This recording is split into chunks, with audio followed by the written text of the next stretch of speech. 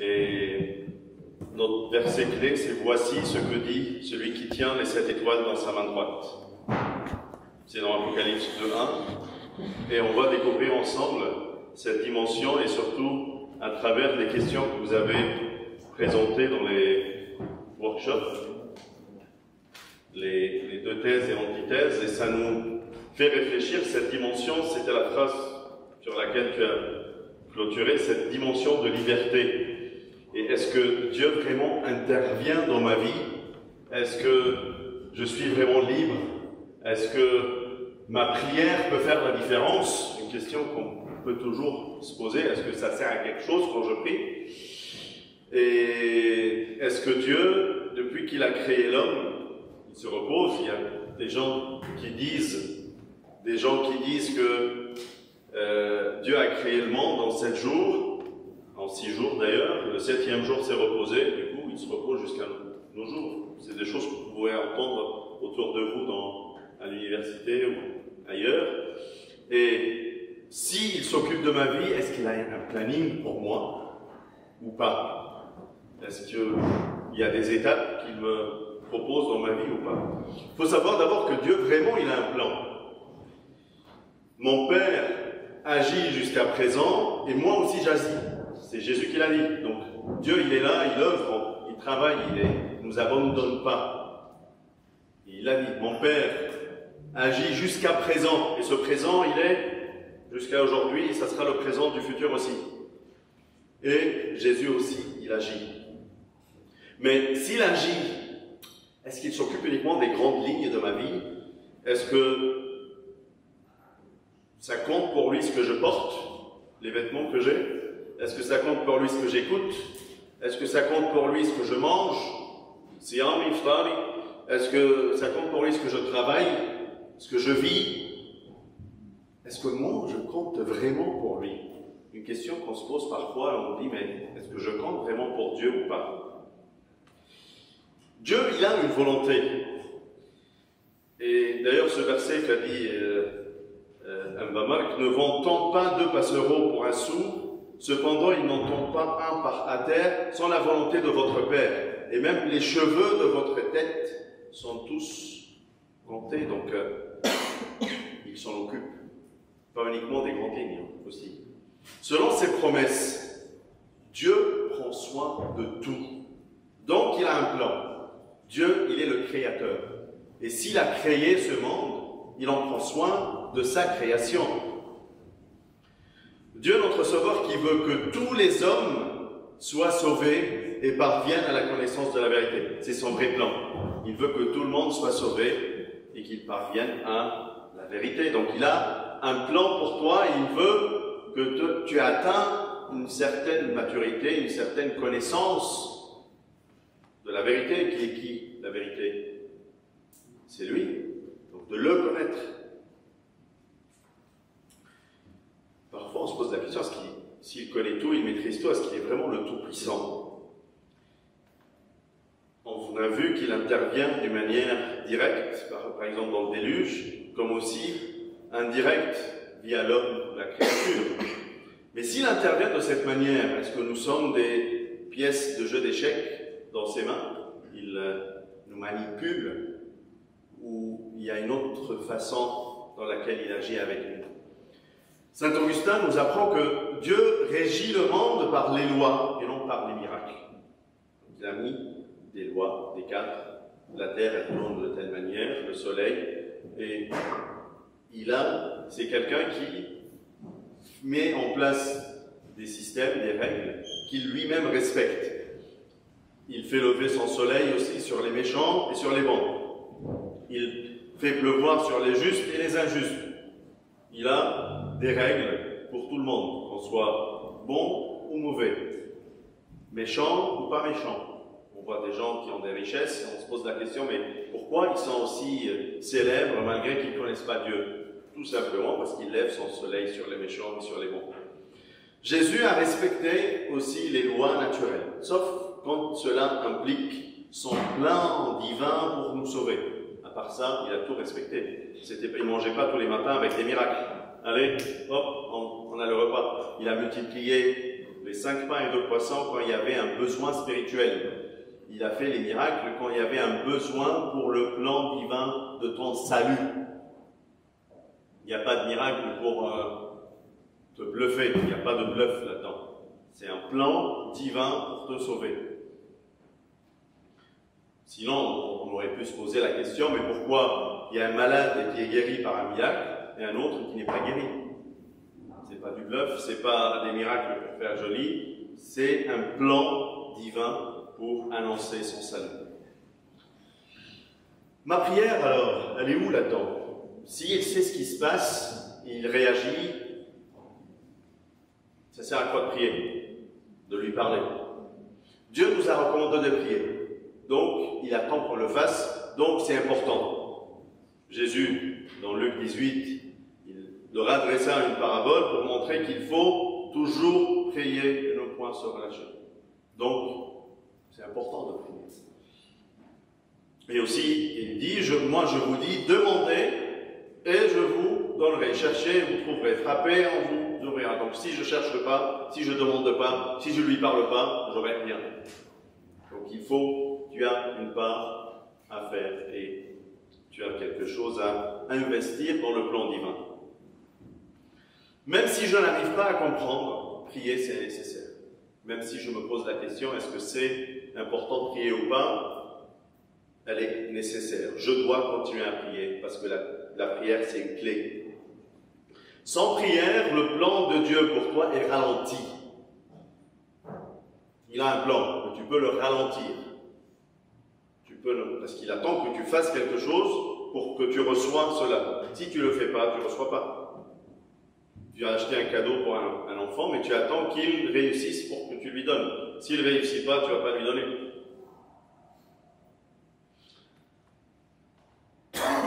Tu te transformes plutôt en une pâte sèche, difficile aussi à travailler et embellir.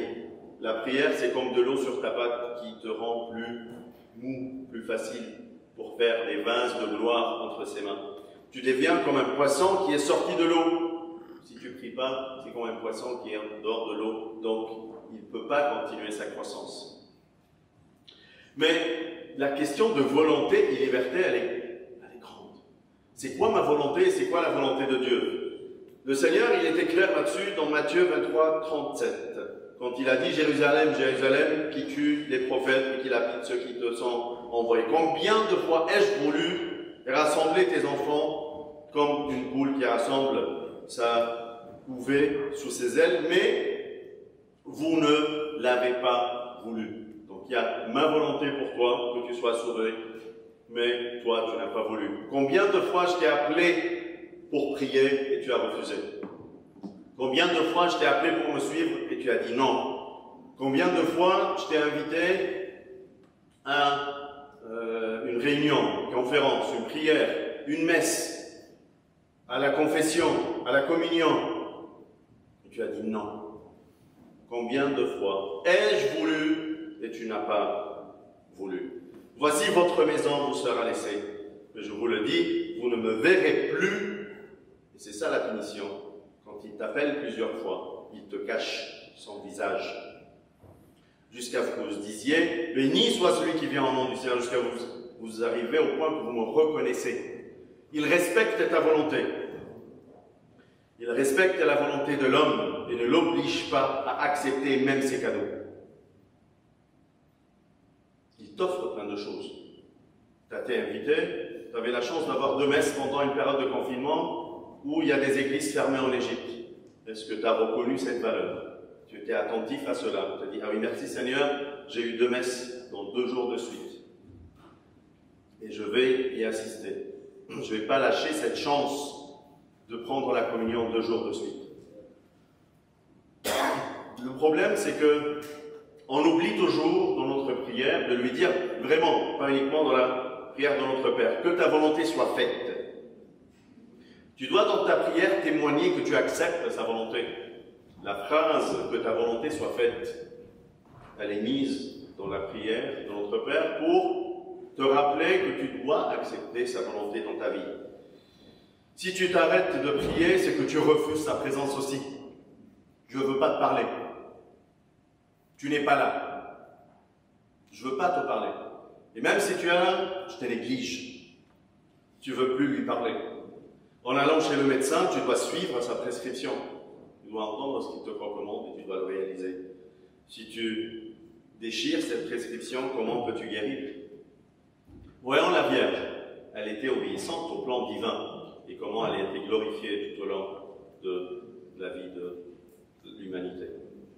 Il ne faut pas oublier dans la dimension de volonté et liberté la préscience de Dieu. Une question qu'on se pose toujours, mais que veut dire la préscience de Dieu? Est-ce qu'il connaît demain? Est-ce que moi j'ai de l'espoir s'il connaît mon demain? Il voit et connaît demain, aujourd'hui, hier. C'est la différence de nos CV. Quand tu remplis ton CV, tu écris ce que tu as fait dans ton passé et ton présent. Tu peux dire tes ambitions, mais tu n'es pas sûr. Et quand tu passes un concours ou un entretien, on essaye de te poser la question, mais qu'est-ce que tu attends? Qu'est-ce que tu penses que tu vas devenir dans quelques années? Mais on ne peut pas le savoir. La seule personne qui peut te recruter en sachant ton futur, c'est Dieu. Et c'était le cas aussi dans Ésaü et Jacob. Il a recruté Jacob pour être son homme, de qui vient Jésus. Et il n'a pas accepté Ésaü malgré qu'il était le né. Et malgré que Jacob a commis un grand péché de voler cette promesse de son grand frère. Mais par sa préscience, il a vu le repentir de Ésaü, il a dit, moi j'aime bien ce cœur, il sait comment se repentir. Par contre, j'aime bien Jacob, et je connais bien son repentir. Par contre, Ésaü, il a vu comment il avait un cœur très dur. Et elle a dit, non, c'est pas avec lui que je peux faire cette alliance. C'était aussi le cas pour les disciples, et Saint Paul nous a décrit dans Romains 8, quand il a dit, car ceux qu'il a connus d'avance, il les a aussi prédestinés. Il les a préparés pour être ses disciples, à être semblables à l'image de son Fils, c'est-à-dire être ses disciples. Disciples, c'est ceux qui sont appelés pour être comme leur maître. Donc ceux qu'il a connus d'avance, il les a aussi prédestinés à être semblables à l'image de son Fils, afin que son Fils fût le premier-né, le nouveau Adam, entre plusieurs frères. Et ceux qu'il a prédestinés, il les a aussi appelés, et ceux qu'il a appelés, il les a aussi justifiés. Et ceux qu'il a justifiés, il les a aussi glorifiés. C'est pas parce qu'il les a appelés et reconnus qu'il les a pas justifiés, qu'il les a pas donné le salut, qu'il les a pas préparés pour cet héritage comme tout le monde. C'est pas l'Immaculée Conception. La Vierge Marie avait besoin, malgré qu'elle était prédestinée, choisie, préparée, elle a reçu le salut comme nous tous sur la croix.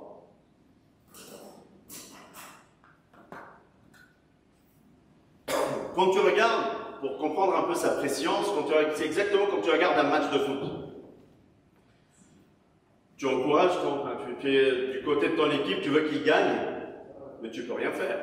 Tu regardes un film, surtout quand tu regardes un match qui est déjà enregistré et tu connais le résultat. Tu vois leurs ailes, comment ils font, comment ils ont envie de marquer des buts, mais tu sais qu'ils vont y arriver ou pas. Parce que tu connais déjà le résultat. Mais ça ne t'empêche pas que tu veux bien qu'ils réussissent, c'est l'équipe que tu aimes. Et si tu étais l'entraîneur qui regarde de l'extérieur, il ne peut pas descendre sur le terrain marquer des buts. C'est ton Dieu qui veut bien que tu réussis, qui est là sur la ligne, qui est en train de te dire « Avance, fais bien ton travail, je veux bien que tu marques des buts, je t'ai bien entraîné pour réussir. » Et quand tu es battu, il regrette aussi. Sa préscience ne veut pas dire qu'il t'impose un choix. C'est toi qui, soit tu joues bien, soit tu joues mal. Tu marques des buts ou tu ne les marques pas. Mais nous sommes limités dans nos choix, mine de rien.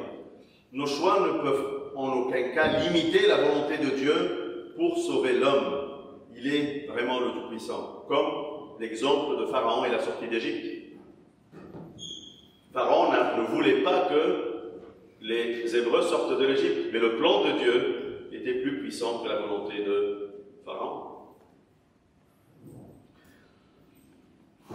On va partir un peu dans sa préscience pour avancer dans ce qu'il nous a dévoilé de ce qui va se passer.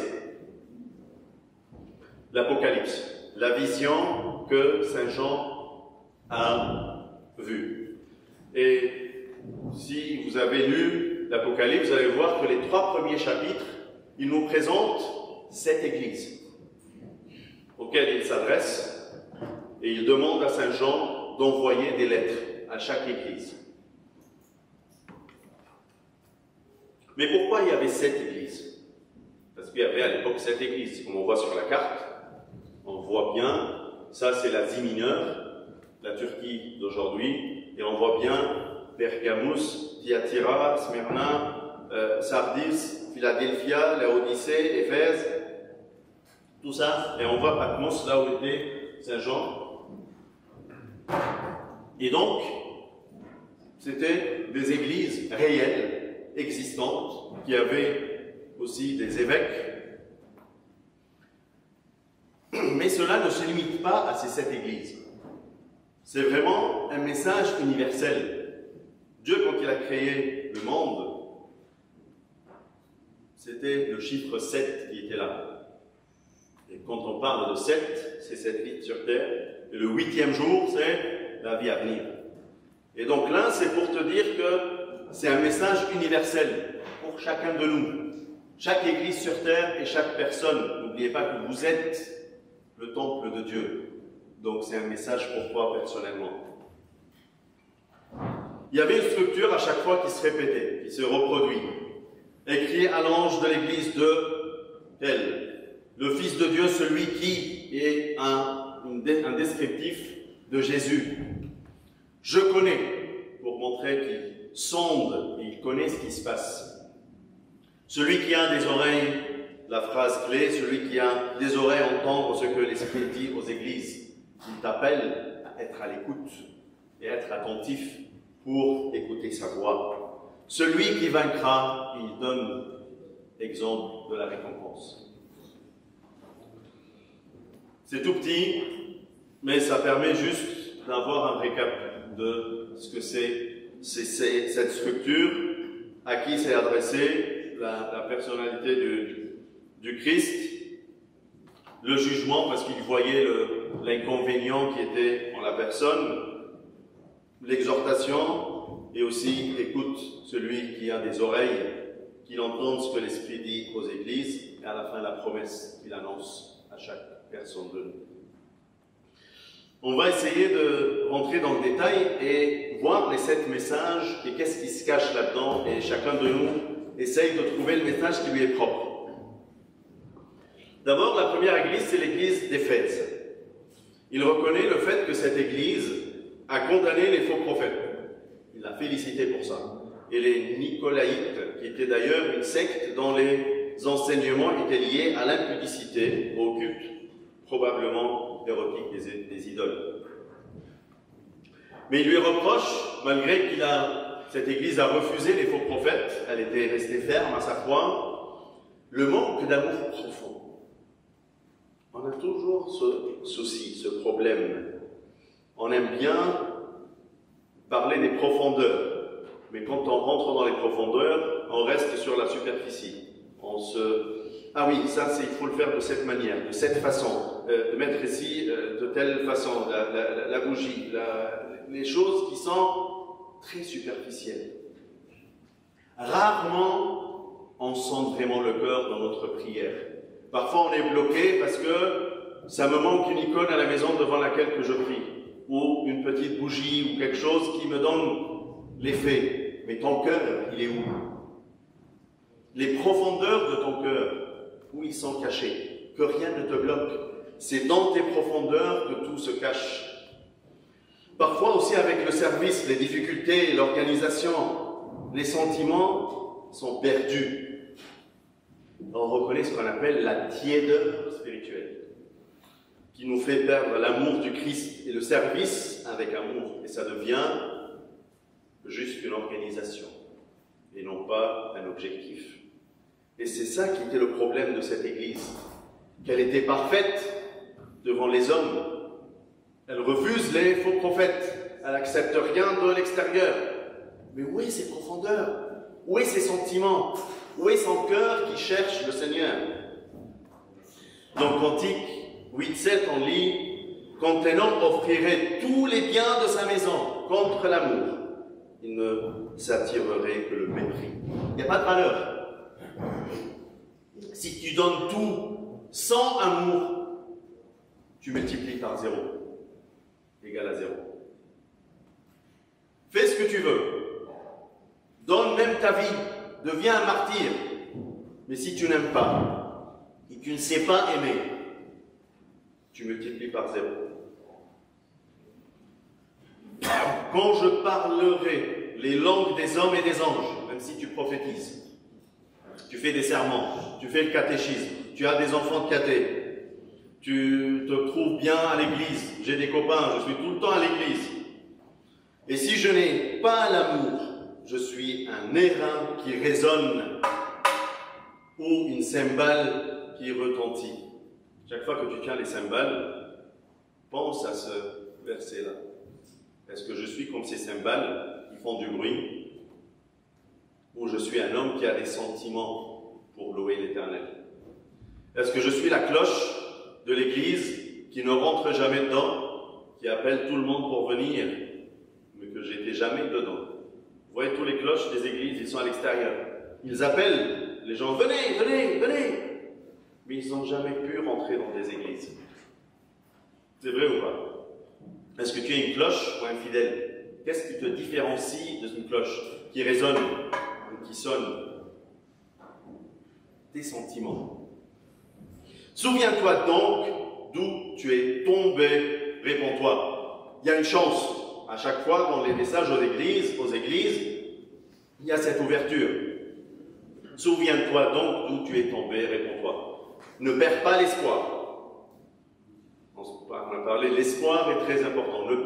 Souviens-toi à chaque fois d'où tu es tombé et retrouve le bon chemin. Si tu es perdu, c'est simple. Recule et prends le bon chemin. C'est pas aussi compliqué. Comme dans la parabole du fils prodigue. Quand il est entré en lui-même, il a trouvé son chemin pour aller chez son père. Mais loin de lui-même, son intérieur, parfois on vit avec nous-mêmes, mais on ne se connaît pas. On ne cherche pas à sonder notre cœur. Je ne veux pas réfléchir. Allez, on rigole, on pense, on s'amuse, on profite, on va, on sort. Mais tu ne prends aucun moment de réflexion, aucun moment pour te connaître.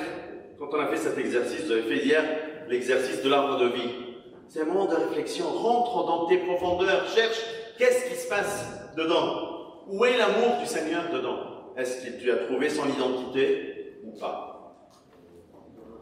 Première église, on va retenir ça ensemble. Église d'Éphèse, c'était quoi le souci? Manque d'amour profond. Deuxième église, Smyrne.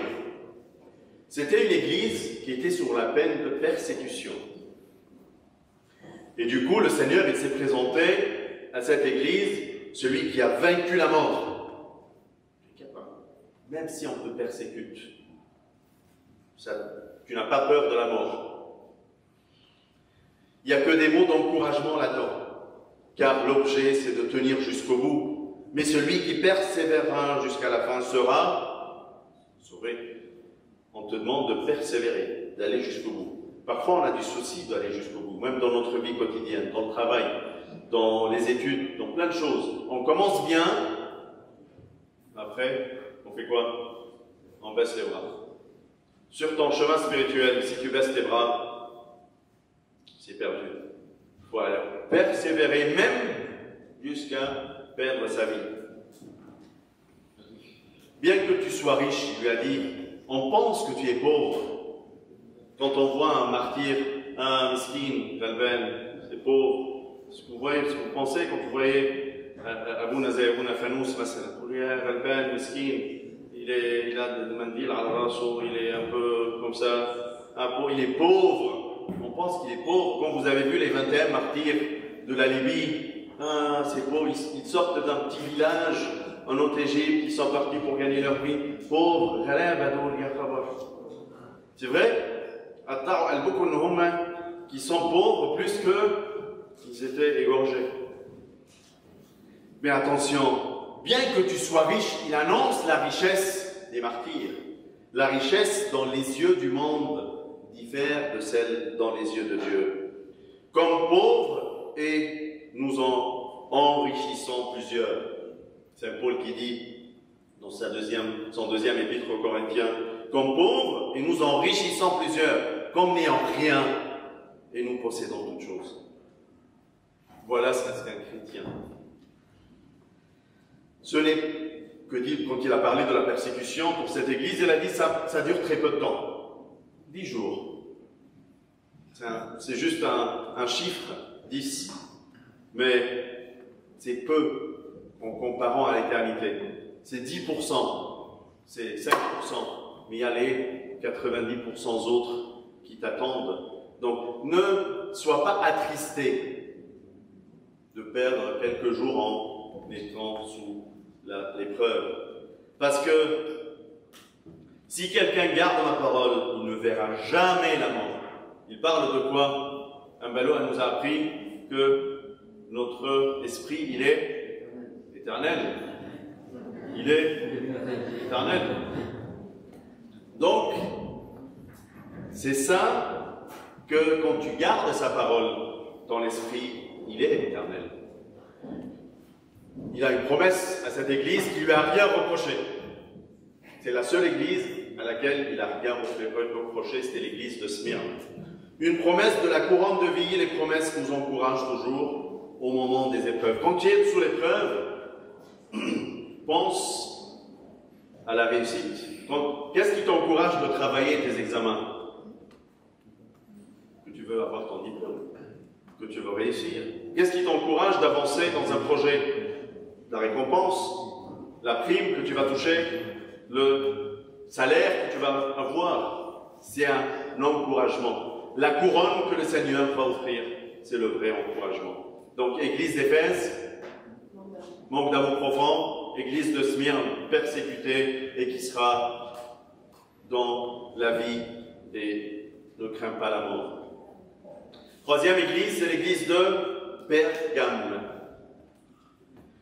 Il lui reproche un grand péché, qu'elle a suivi les enseignements de Balaam en se livrant au culte des idoles, et aussi des Nicolaïtes qui ont autorisé la vie dans le péché et les convoitises de la chair. C'est-à-dire qu'il accepte que tu aies la foi, mais que tu vis dans le péché. C'est d'ailleurs des idées qui peuvent circuler autour de nous. Je suis chrétien, mais je vis avec ma copine sans mariage. Je suis chrétien et je vis avec mon copain sans mariage. Je suis chrétien, mais je sors la nuit et je fais tel et tel. Mais je crois en Dieu. Je ne suis pas pratiquant. Ça ne veut rien dire. Parce que il faut témoigner sa foi par les fidèles, la fidélité. C'est ce qu'il a reproché au Nicolaï. Nicolas, c'était un des 7 diacres choisis avec Saint-Étienne. Mais lui, il est parti un peu loin.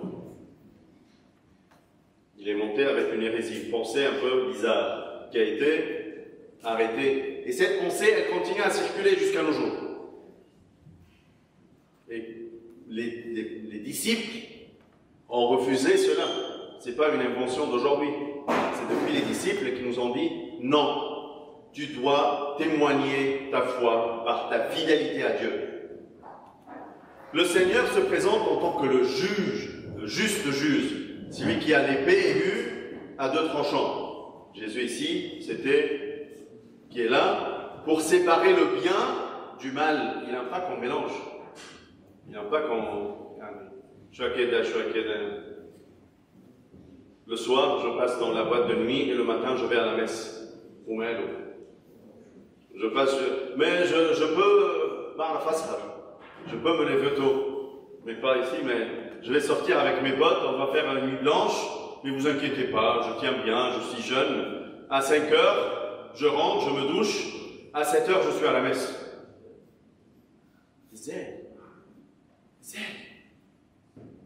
peut pas, ça colle pas. Ça colle pas. C'est schizophrénie. Ça, tu dois voir un psychiatre, direct. C'est pas normal. Soit tu es l'un, soit tu es l'autre. C'est pas pour. Mais où il est Dieu dans ta vie? Est-ce qu'il a une place? Est-ce qu'il a une place dans ta vie? Voilà. مهم بابا وماما عشان المصروف. نبسطهم خلاص. Parfois c'est comme ça. Même pas que je les aime ou je les écoute parce que je suis convaincu, mais c'est parce que je touche quand même un petit salaire. Ils ont une valeur juste pour ce petit salaire. Et خلاص هروح الصبح عشان اخذ المصروف بتاع الاسبوع الجاي. On ne peut pas faire ça. C'est des Nicolaïtes. La solution, réponds-toi, parce que lui c'est le juste juge. Soit du bien, soit du mal. Épée à double tranchant, qui sépare le mal du bien. Si tu vaincras, si tu arrives à te repentir et abandonner tout ce culte d'idole, de ta chair, de tes convoitises, tu auras la manne cachée. C'est quoi la manne cachée? C'est la communion. Le Christ lui-même, avoir la communion avec le Christ. Je te donne mon fils bien-aimé qui habite en toi. C'est pour ça qu'on ce qu'on fait, c'est puis on prend la communion. Ça va avec. Si tu te répands, répands-toi et tu auras la main cachée. Deuxième chose, tu auras un caillou blanc avec un nouveau nom dessus. C'est quoi ce caillou blanc? Il faut se mettre dans l'époque de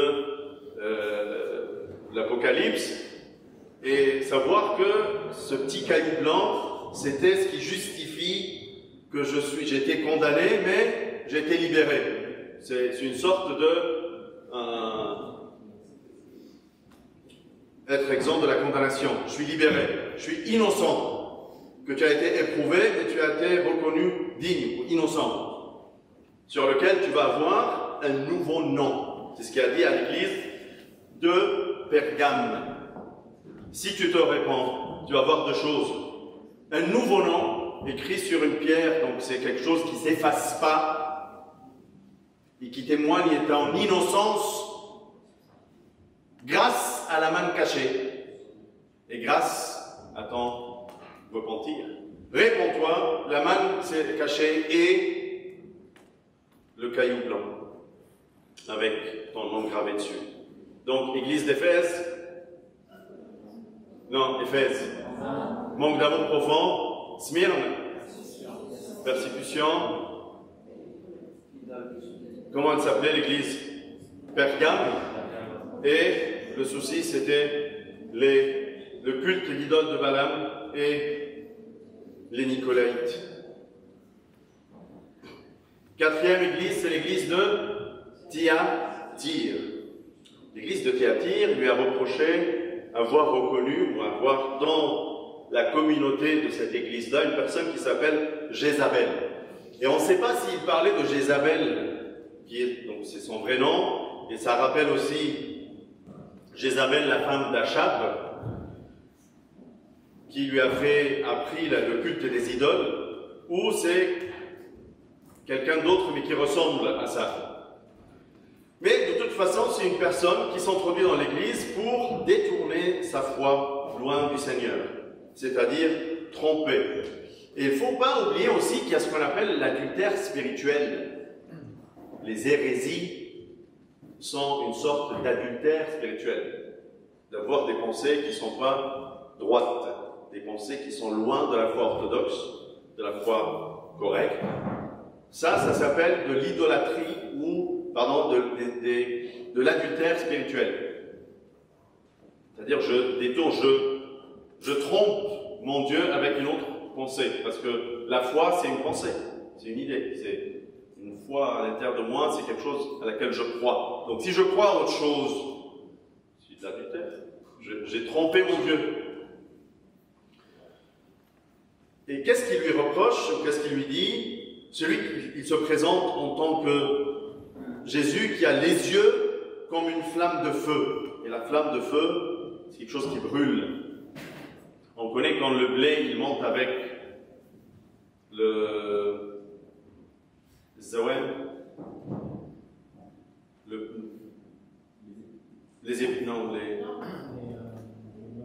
les mauvaises plantes, quand ça monte des mauvaises plantes à côté du blé, on brûle les mauvaises plantes.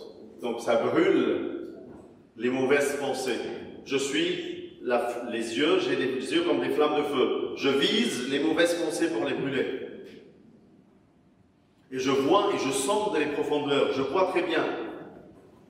Et ça purifie aussi, quand il y a du feu, il y a le sens de purification. Je purifie les enseignements. Et donc, tiens bien sur tes jambes comme l'airain ardent, qui est pur, comme les enseignements purs. Et là, il lui dit la sanction: si tu gardes cet adultère spirituel, je te jette sur un lit et tu seras malade, paralysé. Je te perds la force de prêcher le nom de l'Éternel. Tu perds la force de annoncer cette foi-là aux autres. Je te rends paralysé pour ne plus appeler d'autres personnes à faire la même chose. Ce que je vous avais, retenez-le jusqu'à ce que je vienne. Tiens bien fort à ta foi. Garde tout ce que je t'ai donné jusqu'à ce que Jésus revienne. Ne cherche pas à droite, à gauche. Tiens-toi bien à ta foi, ton orthodoxie, ta foi directe, jusqu'à ce qu'il vienne. Ne change rien. C'est ce qui est déjà dit. Ne changez rien. Tiens bien ce que tu as.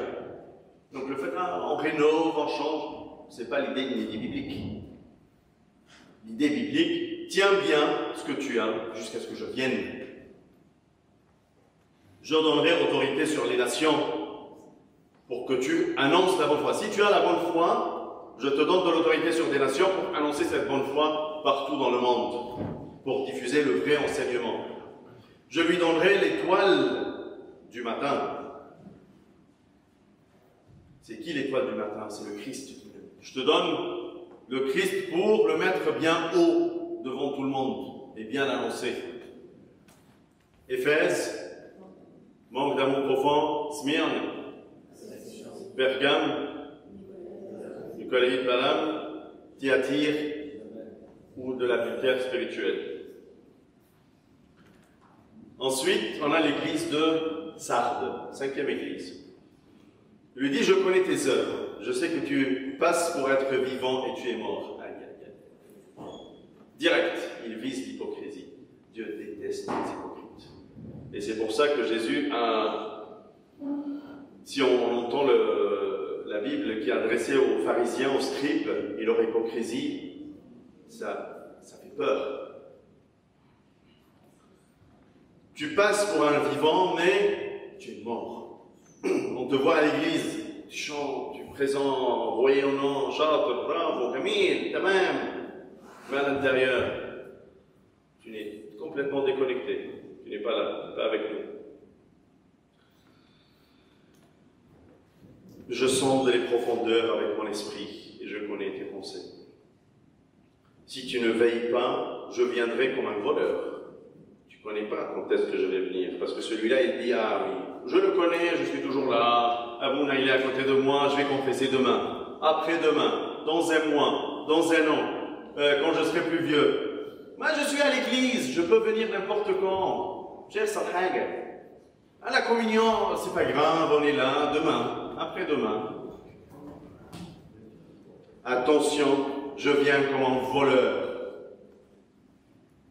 Et si tu ne sauras pas à quelle heure je viendrai sur toi. Veillez donc, puisque vous ne savez pas quel jour votre Seigneur viendra. Veillez toujours, parce que vous ne savez pas à quelle heure votre Seigneur viendra. Les pensées de l'hypocrisie te mènent où? C'est là. Mais je suis là. Je viendrai comme un voleur. Attention. L'hypocrisie, c'est le début, mais la fin, c'est grave. Celui qui vaincra, t'inquiète. Si tu arrives à sortir de cette hypocrisie, je te donnerai un nouveau vêtement. Tu seras revêtu de vêtements blancs. Parce que l'hypocrisie, elle te fait perdre ta pureté. Ah, c'est qui dit ça? Une fois je sors, je suis un autre homme. Je ne suis pas pur. Ça va? Personne ne me voit. Chut, raconte pas ça à telle personne. Mais je fais ça avec les potes de l'école. Quand je sors avec les potes de l'école, je réagis d'une manière. Mais quand je sors avec les potes de l'église, c'est autre chose. Il n'aime pas. Ça, c'est l'hypocrisie, directe. Et attention, parce qu'il vient comme un voleur. Il peut venir là où tu es avec les potes de... Je donne l'exemple, c'est pas que quand je sors avec les potes de l'école, je fais de bêtises. Parfois, il y a des gens aussi corrects avec qui je peux sortir correctement. Mais c'est juste pour donner l'image. Vous comprenez ce que je veux dire? Donc, il peut venir là où tu es en train de faire n'importe quoi. Vous savez qui la fois que fait le texte? Peut-être, on ne sait pas. Comme un voleur, attention à l'hypocrisie. C'est comme tu es mort malgré qu'on pense que tu es vivant. Vous voyez l'image? Il sort des louanges de sa bouche, mais qu'est-ce qui se cache dedans? Le diable. Mais au fond, personne ne voit. Cache-toi, cache-toi. Il y a Mouna qui passe, cache-toi. Il y a... Chut. C'est vrai?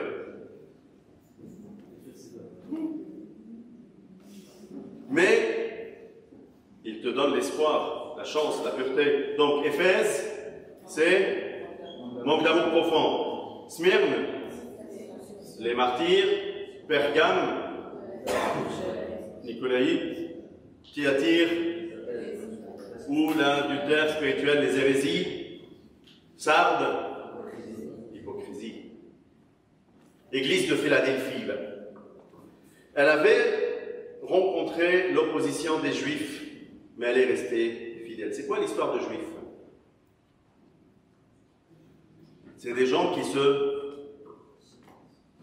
tu les vois, tu penses qu'ils sont des vrais chrétiens, mais ils ne le sont pas. C'est des gens qui se prétendent comme étant des fidèles. Viens, on fait sortir des esprits, on parle dans des langues, on fait tomber des gens par terre. Il y a des choses extraordinaires ici. Attention, c'est la synagogue de Satan, qui se disent juifs, c'est-à-dire croyants, chrétiens, et ne le sont pas.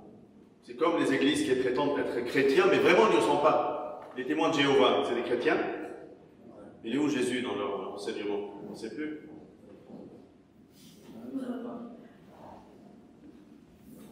Tout ça, c'est quand tu acceptes, n'importe quelle fois, ils disent Dieu. Il faut discerner quel Dieu quel Dieu tu t'adresses et comment ce Dieu est. Tu as gardé la parole de la persévérance en moi, je te garderai aussi à l'heure de la tentation. Si tu gardes la parole de Dieu et tu es fidèle à son enseignement, il te garde au moment de la tentation. Parfois tu te dis au moment de la tentation, il est où Dieu? Je te parle, tu ne me réponds pas. Il te dit, tiens-toi, moi aussi. Je te parle plusieurs fois, mais tu ne m'as jamais répondu.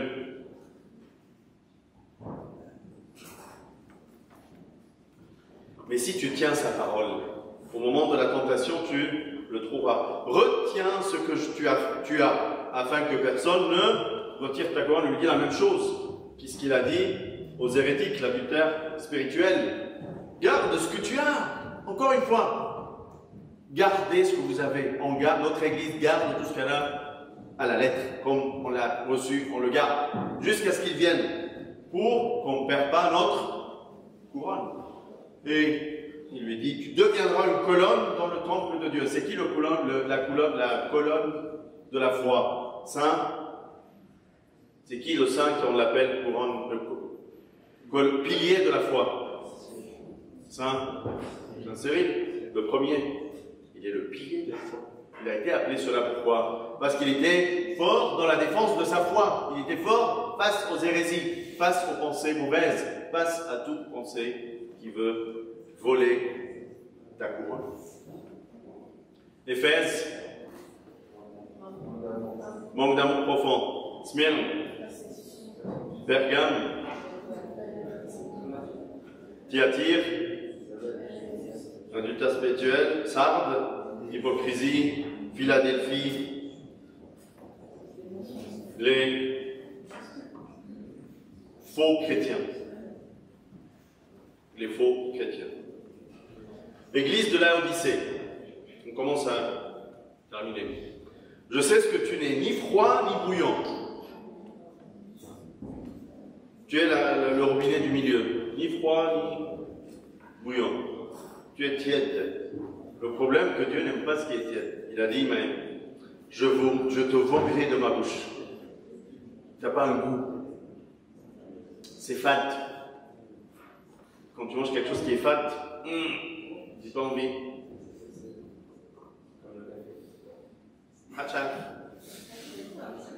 C'est quoi la tiédeur alors, d'un point de vue spirituel? Tu dis, je suis riche et je m'enrichis. J'ai les moyens, ça ne me manque rien. Je n'ai besoin de rien. Parce que tu ne sais pas que tu es malheureux, misérable, pauvre, aveugle et nu. Tu penses que tu as tout. Parfois on dit, mais qu'est-ce qui me manque? Je travaille, je gagne de l'argent, je vis bien, j'ai une famille, des enfants, j'ai des parents. Où est Dieu dans tout cela? Ça sert à quoi? Je suis riche, j'ai tout ce qu'il me faut. Il n'y a pas de place, ça y est. Full. Il n'y a pas de place dans la salle, désolé Jésus. J'ai pas envie. Tu viens faire quoi dans ma maison? M'embêter? J'ai pas envie. Mais il te dit, tu es malheureux, misérable, pauvre, aveugle et nu. La nudité du péché, tu n'arrives pas à le voir. Tu es aveugle et tu es nu. Je te conseille, il te conseille, il te laisse choisir, ta volonté compte. Je te conseille d'acheter de toi, de moi, de l'or éprouvé par le feu. Tu n'as pas la vraie richesse. C'est moi qui ai l'or éprouvé par le feu. C'est qui cet or éprouvé par le feu? Cette richesse, c'est le Christ qui a été éprouvé par le feu de la croix. Et des vêtements blancs. Achète-toi des vêtements. Toi, tu es nu par la nudité du péché. Où est tes vêtements blancs qui te permettent d'aller au royaume des cieux? Tu n'en as pas. Si tu n'en as pas ces vêtements, tu es nu. Si tu ne vois pas le Christ, tu es aveugle. Si tu n'as pas le Christ, tu n'as pas de richesse. Comme il a dit à l'église de Smyrne, on pense que tu es pauvre, mais tu enrichis les autres. Afin que tu sois revêtu de la pureté, que la honte de la nudité ne paraisse pas, et un collier, je te donnerai un collier aussi pour moindre à tes yeux, pour que tu arrives à voir. Tout ça, ça te manque. Et tu ne penses pas que ça te manque. Donc, église de Laodicée, la tiédeur spirituelle et la pauvreté spirituelle. Éphèse, Smyrne, Pergame, Thyatire, adultère spirituel, Sardes, hypocrisie, Philadelphie, faux chrétiens, Laodicée, tiédeur spirituelle. 7 messages pour cette église. Pour résumer, pour Éphèse, qui avait le manque de l'amour profond, ne perdez pas votre vrai amour pour Dieu et le peuple de Dieu. Ne perds pas ton amour profond. Attention. Smyrne, demeurez fidèles dans les persécutions et les épreuves.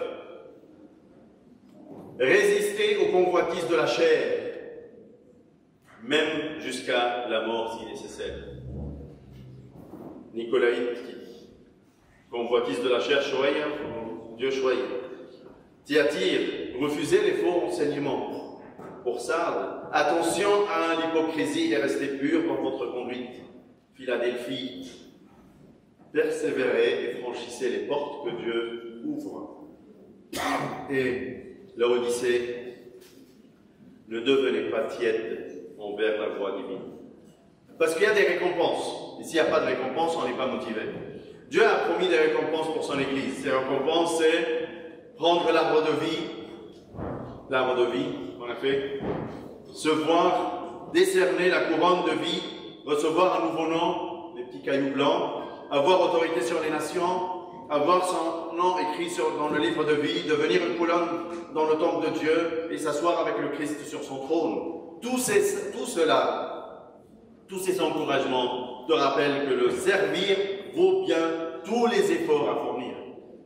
Tout ça, ça mérite pour l'avoir. Sinon, tu es riche, mais tu es pauvre. Tu penses que tu as des vêtements, mais tu es nu. Tu penses que tu vois, mais tu es aveugle. Que celui qui a des oreilles entende de ce que l'Esprit dit aux églises. Vous avez des oreilles, vous êtes muets. Parfois on cherche à être muet. Avec le téléphone, je suis muet. N'est-ce pas? J'y arrive pas. Sourd. Je suis sourd. J'arrive pas à... Avec le téléphone, je suis sourd-muet, je pense. Donc, j'entends plus rien. Quand je suis sur mon téléphone, on me parle, je ne vois même pas qui me parle.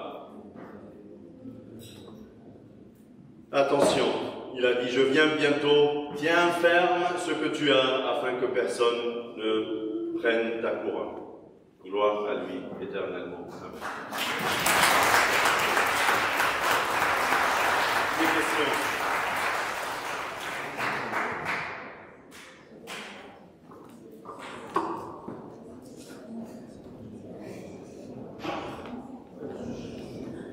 En fait, je trouve que l'église d'Éphèse, et je crois que c'est l'église de Sardes, je trouvais que l'église d'Éphèse et l'église de Sardes, ils avaient presque le même problème. J'ai du mal un peu à distinguer la différence entre manque d'amour profond et hypocrisie. Je peux avoir un manque d'amour profond sans être hypocrite. C'est-à-dire, j'ai un amour mais qui est superficiel. Je ne rentre pas dans les profondeurs. Je t'aime une fois, oui, je t'aime, bonjour, ça va? Et c'est tout. Mais dans mes profondeurs, il n'y a pas le diable. Je t'en veux pas. Je ne veux pas te faire du mal. Je ne vais pas te faire l'adultère spirituel. Je ne vais pas aller de l'autre côté de là-bas, à la plaque. Genre, oui, alors moi je vois ma vie, ça, il n'y a pas d'amour. Mais hypocrisie, il y a de l'autre côté.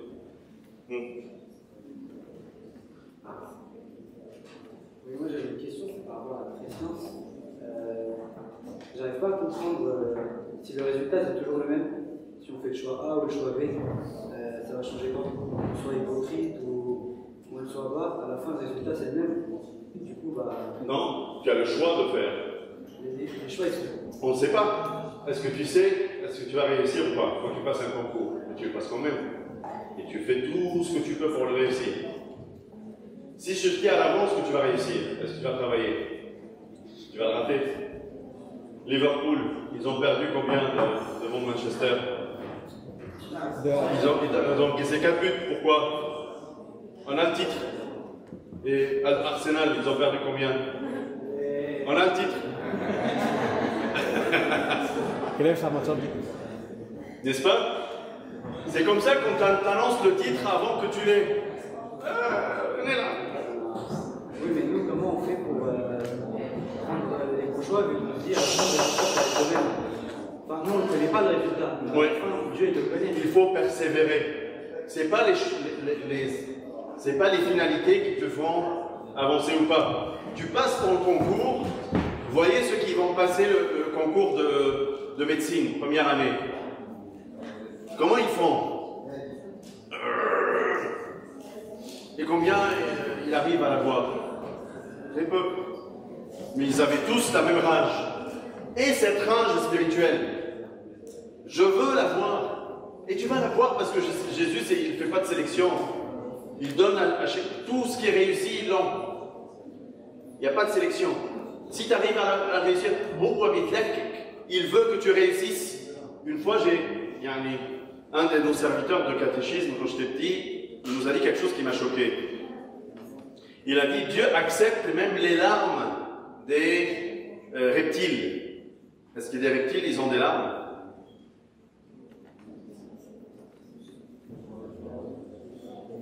Vous ne savez pas. Même si des reptiles arrivent à pleurer, Dieu acceptera. Yani, il veut que tu réussisses.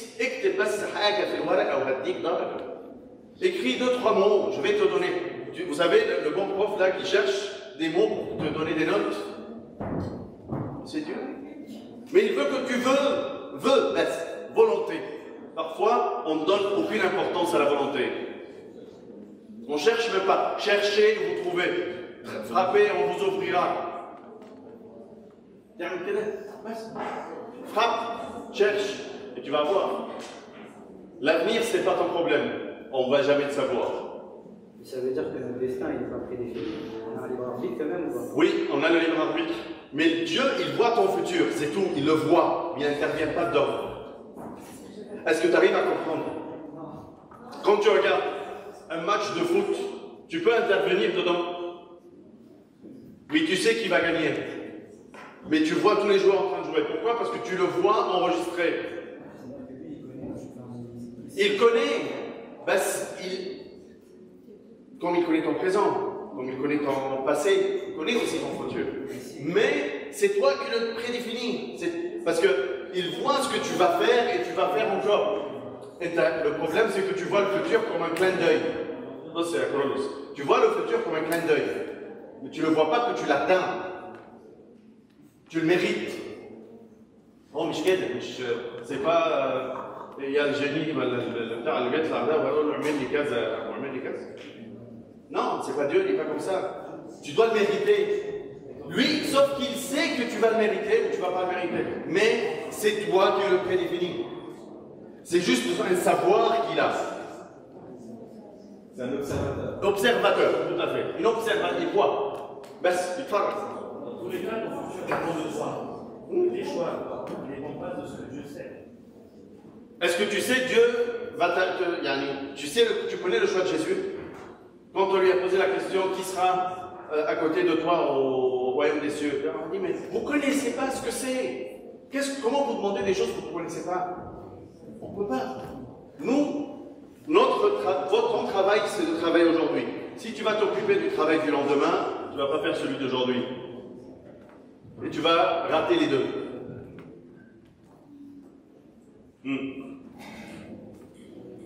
On a parlé de préscience, on a parlé d'hypocrisie et amour profond.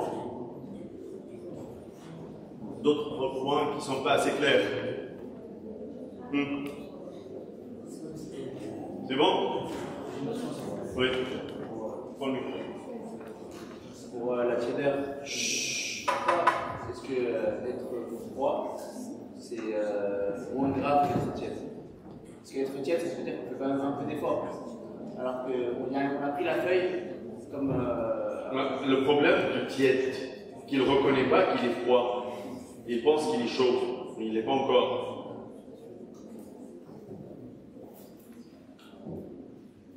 Le problème, c'est que tu penses que tu es. C'est pas suffisant. Il dit le répond. Soyons attentifs. Soyons attentifs. Vous savez, j'étais une fois dans une église catholique, ils ont fait tout un sermon sur le mot soyons attentifs dans les églises orientales. Soyons attentifs. Soyons attentifs. Personne, même toi-même, tu n'es pas attentif. Quand tu demandes que les gens soient attentifs, toi-même, tu n'es pas attentif pour l'annoncer. C'est juste avant, se répondre, il est juste avant le Saint-Esprit sur les oblations. Le diacre, il a dit, soyez attentifs parce qu'il y aura un événement très important. Maintenant, c'est la transformation des oblations par le Saint-Esprit. Soyez attentifs. Il faut être chaud, il faut être zélé, il faut rentrer dans la profondeur de ce que tu dis. Tu réfléchis aux réponses que tu es en train de dire, à la prière que tu fais. Réfléchis à la prière. Tu vas il l'a fait correctement. C'est bon?